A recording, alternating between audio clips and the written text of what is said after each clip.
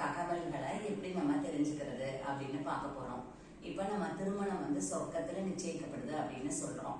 ஆனா நம்ம ஜாதகத்தின் மூலம் ஓரளவு நம்ம வரன் பற்றிய தகவல்களை அறிஞ்சுக்கலாம். அதாவது இப்ப ஒரு இடத்துக்கு நம்ம போய் சேரணும் அப்படின்னா இப்ப இந்த காலத்துல எல்லா வசதியும் இருக்கு. ஒரு கூகுள் மேப் போடுறோம், மேப் போட்டு போயிட்டே இருக்கோம் அந்த இடத்துக்கு. அது நமக்கு இடத்தை காட்டுது. அது போல நம்மளுடைய ஜாதகமும் நமக்கு குறிகாட்டும். நமக்கு எப்படிப்பட்ட வரன் அமையும் அப்படிங்கறதெல்லாம் நம்ம முன்கூட்டியே தெரிஞ்சுக்கலாம். அதை எப்படி ஜாதகத்தின் மூலம் தெரிஞ்சுக்கிறது அப்படிங்கறதான் நம்ம இந்த பதிவுல டீடைல்டா பார்க்க போறோம். இப்ப ஒரு திருமணம் அப்படின்னாலே, அதாவது நீங்க பழைய கால ஜாதகம் எல்லாம் பாத்தீங்கன்னா எல்லாமே கொஞ்சம் துருவ கணிதம் அப்படின்னு சொல்லுவாங்க. எல்லாமே எழுதி வச்சிருப்பாங்க. அது ஒரு சங்கீத கோடுவேடு மாதிரி ஜோதிடர்களுக்கு புரியும். அந்த மாதிரி எல்லாம் எழுதி வச்சிருப்பாங்க. அது துருவ கணிதம்னு சொல்லுவாங்க.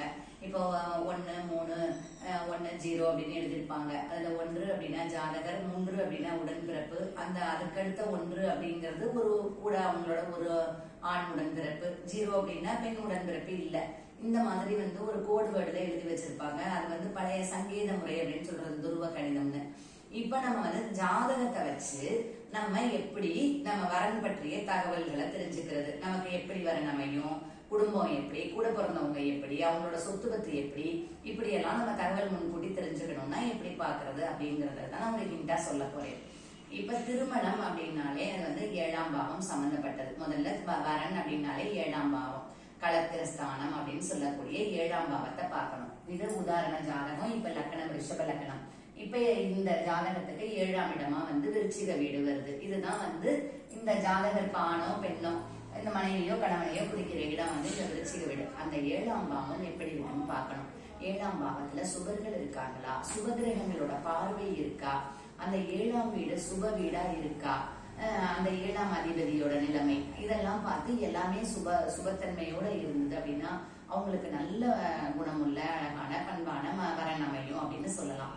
அதாவது 7ஆம் இடம் அப்படிங்கிறது அந்த வரனுடைய சுபாவம், குணநலன்கள், அவருடைய அழகு, அதையெல்லாம் தெரிவிக்கக்கூடிய இடம்.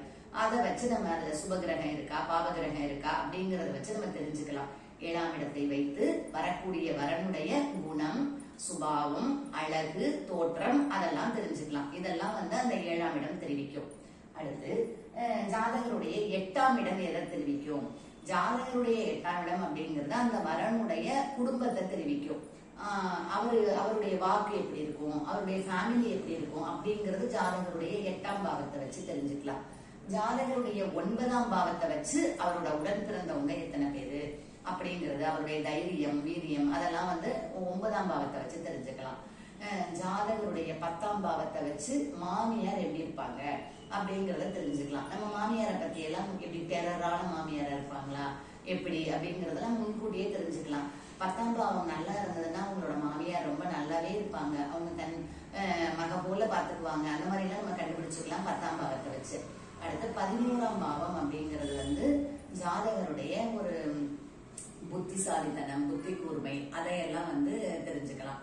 12ஆம் பாவத்தை வச்சு ஜாதகருடைய நோய், பகை கூறுகள், ஜாதகர் இல்ல வரனுடைய, எல்லாமே நான் இப்ப சொல்றது எல்லாமே வரனுக்கு தான்.